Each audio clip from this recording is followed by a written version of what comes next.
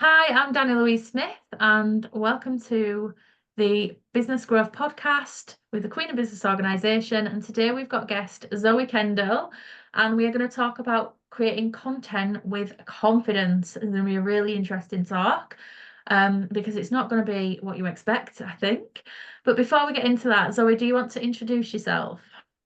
Yes, so I'm Zoe Kendall. I own Zoe Kendall Creative. I'm a creative freelancer and I kind of stick my fingers into lots of pies, but generally what I do is content creation for business owners. So that's either one-to-one filming sessions. So I'll go out and film content with them directly. Could be event coverage, retreat coverage, anything in that sort of realm. I do other little bits as well, like website design, social media management, email marketing, etc. But content creation is definitely my zone of genius. Yeah, because you are amazing at it. So for anyone who's seen my reels, Zoe was the behind the camera for those videos. And you're actually going to be videoing my book event, aren't you, as well, which is Yeah, really on it exciting. And she's of course she's actually one of the sponsors as well for the event, which thanks to you and all the other sponsors means that we've been able to provide beautiful food and amazing goodie bags for the VIPs, and just have such a great event. So yeah, can't wait to see you there, and for those who are coming to see Zoe there. So let's get into it then. Content with confidence. So it's really going to be really interesting talk because I know before this conversation probably would have been different, but you have been through your own personal transformation recently. So I definitely want to get into that. But I guess the first thing I want to ask you is why should we put our faces into our content when we are creating as a business owner?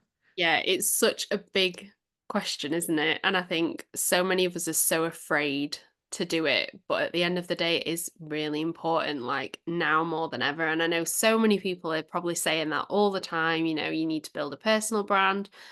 But the reasons behind it are just very, very simple. And that is that people want connection, they want to know who they're buying from.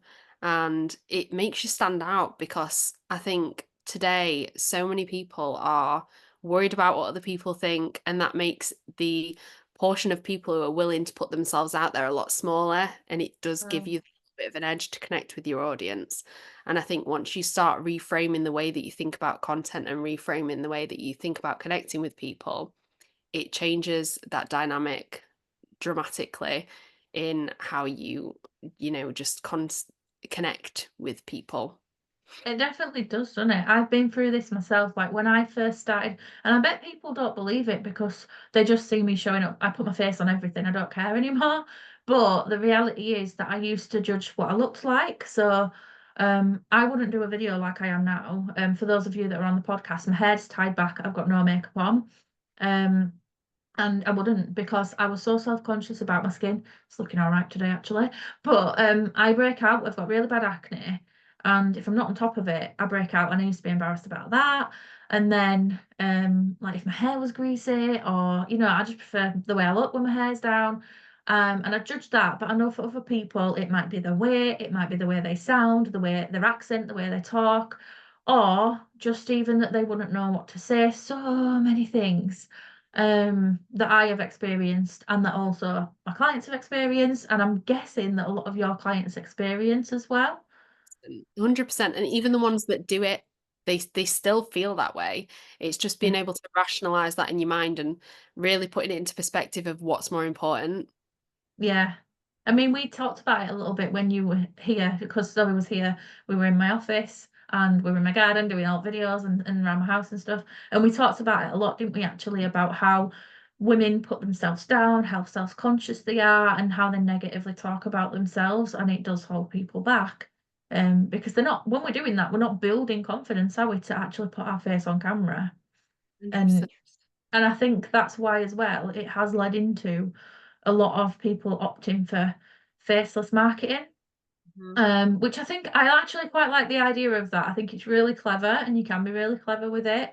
However, I can't imagine how I could connect because of the way I built my business, how I could connect with my audience without putting my face on camera because I connect better when I'm talking to people. So without my voice, in particular, I don't know how I could do it. So I'd love to touch on faceless marketing and creating content confidently with your face on camera, because I know you've worked with people on both. Yes. So what's that look like for you in terms of doing both? So it's tricky. I think faceless marketing, if you have really not put yourself in your content before and you're feeling super uncomfortable about it, doing that first is sometimes a bit of a nice stepping stone for me to get people in front of the camera, just kind of filming backs of heads, filming the hands or something if they're typing away. Things like that can be a helpful tool, but I would like to use it as more of a transition than a Yeah, thing. Because at the end of the day, the way I look at it is if you're not willing to put yourself out there for your audience and connect with them, how can you expect them to come back and connect with you? that's so true. Not. It's an exchange. So if you're not willing to put yourself out there, it's unlikely that people are going to be drawn in.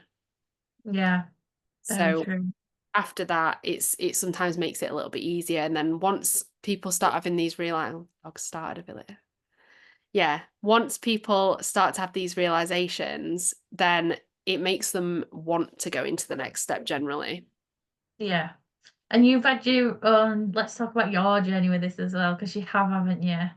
I didn't know it was a thing until you recently went to Bali, but because I did see you actually put some content out there, like I've seen you confidently talk, or what I thought, I guess, was confidently talk on your stories. But when it comes to marketing your business, have you always used your face?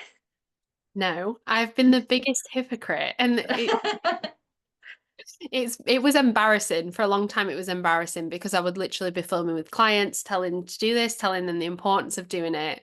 Yeah. I would never be doing it myself. And What's changed? yeah, well, I knew I was a hypocrite, but it got to a point where enough was enough, and I just couldn't do it anymore. I Yeah. couldn't do it anymore. And I had to force myself. And I think surrounding myself with the right people as well. There was like this moment while I was away, filming in Bali when we were doing photo shoots. So we each had our own individual photo shoots, and getting in front of a camera, even having like a professional um photo shoot is something that I would have never done. So to do that, and then they said, "Oh, we've got some extra time if anyone wants to go back in." And I had this bikini that I'd worn earlier in the day, and I absolutely loved it. And I was like, "Oh, maybe I could have a bikini photo shoot," and that triggered in my mind. And I absolutely loved it. The girls were there; they were all bigging me up, and I think there's a huge power in surrounding yourself with the right people. And that's Yeah. kind of what I try and recreate in my shoots is to big up the people that are there and, be a bit of a hype girl, but also allow them to bring their own tribe in of people who are going to support them and help bring them out of their shell. It does make a difference, doesn't it? And it's so interesting to see because you're usually on the other side of the camera, and this time you were in front of it, getting your photos and videos and all that done. So I bet it was very different for you. Yeah, Um, we can and always that think 100 reasons why not to show up. So for me, it was things like body confidence issues. I wanted to have certain treatments done. I think with the work I do, I can struggle with perfectionism, to be honest. yeah, So it was always, oh, I need it to be this way or I need it to be that way. And it was just really letting go of that. But going through that experience has allowed me now to really see into my clients' eyes and now be able to help them get over that how as well. how do you feel on the other side of it then? So do you feel a little bit more confident now that you've just done it, that you've been in front of the camera, you've put yourself out there, and It's not because just the confidence though, because the confidence in myself necessarily it isn't still there, but yeah, the rationality of it is that I'm excited to show up, and I think that's the transition that's there when you've got content that you absolutely love and made you feel a certain type of way when you were filming it. Like I'm having to pace myself now in posting my content because I'm so yeah, excited to put it out there, and I think that that shows massively. So it that's does.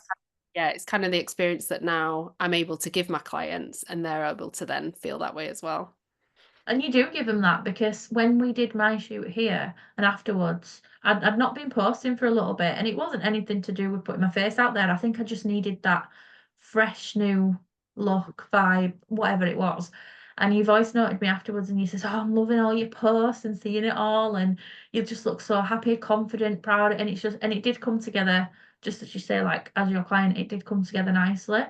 Yeah. And I love it. And I've still, some of it, I've still so much to use and I play around with it, mix it all up. And I know that I'm about to get even more of that next month after the book launch. So it really does create something amazing. And when you feel like that and look at your own content and love it, like some leaders out there say, if you don't love your own content, then how can you expect other people to be interested, to desire it, to love it, to want to take action from it, which is so true.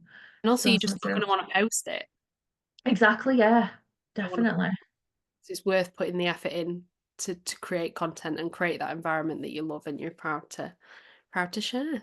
Yeah, so I guess I was gonna say, like, what tips would you have for being able to get to that point of doing it? And you shared about surrounding yourself with people that kind of raise you Mhm. up, big you up. I know that when we did my shoot, like my confidence just grew throughout the day. Yeah. And I think the biggest one for me was we didn't really know each other back then actually, and we just met, but I felt relaxed around you. You must have that vibe. I know a lot of people say they feel comfortable around you, but I had photos at the same time, and Becky, who did the photos, she's fun and she made us laugh, didn't she? And Oh I yeah. were relaxed. We had such a laugh. And then was my husband as well, who was just his silly self. And he definitely made me feel relaxed because at least he could just go answer the door, which he had to do, or go do whatever it was, which he had to do, or be back with my phone and taking behind the scenes shots and stuff. Um, so I definitely had that. So I agree in that to do that, it's surrounding yourself with those people. And also when I've been posting my content on social media, because since then I've bought Pink Lippy and I keep wearing it out and to networking events and stuff. And I've had people who were like, I guess in my tribe, replying to my stories saying, "Oh, you look amazing and I love how you look like that." And it's so nice because I feel confident already because I've all I did was sometimes not even makeup. I just put pink lippy on because I felt, it just made me feel good. And then I post a picture or video or whatever, and then people say that, which makes me feel even better. But I'm accepting the compliment as well. So definitely accept the compliments. But what other things could we do as business owners if we are even listening to this and someone's thinking, "Oh yeah, but I can't put my face on because of XYZ." Because I know people do it's okay for you, you don't wear this, or you don't look like this, or you don't have this. And you know what? We all have our hang-ups, we all have our reasons, but what would you say to that person that's struggling with this kind of side of the content? I think it really depends on the root cause of it, and I think it is important to really block some time out and think about what is stopping you showing up in your content. And I think a lot of the times for people, it's worrying about judgments. Yeah. You sit and actually seriously think to yourself, because this is something that I dealt with as well, thinking, oh, what if so and so sees it? What are they going to think? What are they going to say? But just think about how that conversation would go. Think about what they would actually say. Is it really that bad? And is that somebody's opinion that really matters in comparison to what you're going to achieve from it? So true. Yeah. And so all of it links into your personal brand, doesn't it? And that's what help people create, I guess, with the content work that you do. So what advice would you give for someone who is working on their personal brand? Start showing up. Yeah, Start showing that's up. If right. you haven't done it already, start showing up. It doesn't have to be perfect. It doesn't have That's to be very true. perfect. It's better done than perfect, 100%. Because I think that's something for me that I struggled with. Because I'm very much like the perfectionist tendencies. I'm an absolute nightmare for them, and I do have to rein them in. Um, but it's better to be out there and stop thinking about yourself so much. Not in a harsh way, but think about it. It takes the pressure off you if you stop thinking about it as, oh, this is me, this is me, this is me.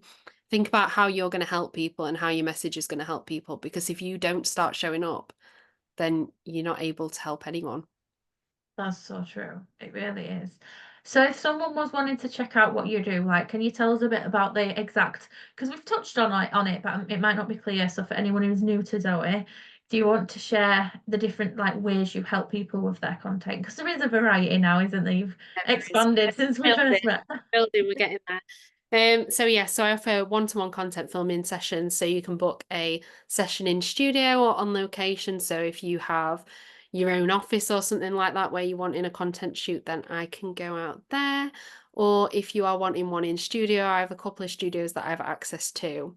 So we build a bank of B-roll content generally, or we can work on talking heads or something like that. But it allows you to always have the content there for when you want to post. And we make sure that it's content that makes you excited so that when you do come to share a message, you have the visual there.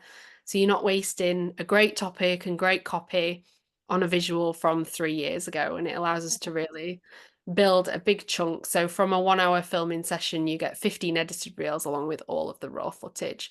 I do longer sessions as well. I cover events, things like retreats, book launches, other little bits as well. But I also offer a club membership, which allows us to go in and film on a regular basis so that bank of content is constantly being updated. And most recently, I've just launched a little freebie, which is coming out soon. So that'll be helping people fall back in love with that content creation process. So all the things that we've just spoken about and things that might stop people showing up, it's looking at those root causes and working on those mindset shifts in there so that people can start showing up. I love that. Please do send us the link for the freebie and we'll make sure it's included for people to get access to. What's it going to be called? It's called Fall in Love with Creating Content Again. Love it. It's just a simple, it's so simple, isn't it? People will know. It is. That's me. I need that. And so many people have already signed up because it's something that I think a lot of people are struggling with. Yeah, they do. I think people have phases as well. Like even myself, I love creating content. I don't know if anyone's noticed, but I do. I create a lot of it because I do love it. But sometimes I either get content block or I just feel like I don't know what to say, which people must think's crazy for me to say when they see how much I create. But the thing is, I make sure I'm in flow to be able to create it. So it helps when I've got videos that I love, images that I love, all of that to kind of work with. But with like the actual message and like writing part of it as well. I've got to be in flow for that. So I just go with my energy on that and it makes a difference, definitely. But yeah, people do. They fall out of love with it, don't they? They Yeah. love it 1 minute and then they hate it because things change as well. Like our businesses change, we change as people, our client bases change, what's trending changes. So what we're having to create in terms of content can change and we might not love it anymore, especially with social media and their rapid changes. Because Yeah. 5 years ago, it might have been five, I don't even know now, but there were no reels. There were Mm. no reels. We just had lives back then, and even they weren't a big thing. And I remember when I first started a business actually, because I've been in business for 10 years, not in this business, but I've been in business that long. It was literally just posts. I think that's all we had. We just post like an image and a caption. And it was no fancy like colour block on Facebook, no reels with Instagram, no The going job. live. Yeah, it was insane. So much less. Yeah. Um, and I think as we've added more on, people think, oh, it's a job to create all of that type of content. Mhm. But it's variety, which it An gets to be fun. opportunity. It's Yeah, not a it job, is. it's an opportunity. It's an It opportunity. really is. Yeah. I'm doing an Instagram program at the minute because I quite like Instagram, but I never feel I've cracked it. I'm a Facebook girl when it comes to my business growth. But one of the tips on there was that what like with your content because you can have reels, carousels, lives, all of this. She says choose your favorite one, like your favorite method. Do that the most, but then just make sure you're adding the others. So like make sure you are doing carousels maybe once, twice a week, reels once, twice a week. So at least you've got a minimum there because they all serve the purpose. So at Mhm. least you don't have to stress about it as much, even if you do it just once a week. But then you are doing what's easy for you and what you do enjoy. And it makes sense, really. It's just as simple as If you that. don't enjoy it, you're not going to do it. Exactly. There's, It's a there's part so of many me. rules that we could follow, and you should be doing this, you should be doing that. But at the end of the day, it comes back to what lights you up. Because if it doesn't light you up and you're forcing yourself to do it, it shows. It really does. People feel that and they see that energy. They definitely do. I agree with that. So I'm just going to ask you the one question that I ask all my podcast guests at the end of each episode, and that is, what would be your biggest tip for being organised within your business? Oh God, seek help. For Seek help. me, for me, it is seek help. It's hire the people who know what they're doing and take it off your Mm, plate, because your time is more valuable, yeah, and it is. it's focusing on your zones of genius. And I know sometimes, obviously, we have to do things to get there. But I think once you're there and once you can, it is invest in the right people, invest in your teams. Yes, 100%. And if anyone's worried about like how I can do that, we actually have had a podcast out already about hiring people in your business. So go and listen to that one with Steph, because she kind of talks you through how it doesn't have to be expensive. It doesn't have to be as scary as you think. So definitely go listen to that. Yeah, thank you so much for joining us, Zoe. I'm excited to see what's next for you, and I'm excited for you to record me at my book launch event. Ah, it's so close now. Just over a month away, so it's very exciting. For those watching back, they're probably thinking, "What? It's already happened." But when this podcast goes out, it's already happened. But yeah, we're getting ready for it now at the time of recording this. That's exciting, and I can't wait to celebrate with everyone. And thank you so much for joining us. Whoever's listening, watching, definitely go check out Zoe Kendall on. Did you want to tell them where they can find you actually? Got to do that bit. Yeah. So Zoe Kendall Creative on Instagram, or www.zoekendallcreative.com. Very easy to find. Thank you so much for joining us today.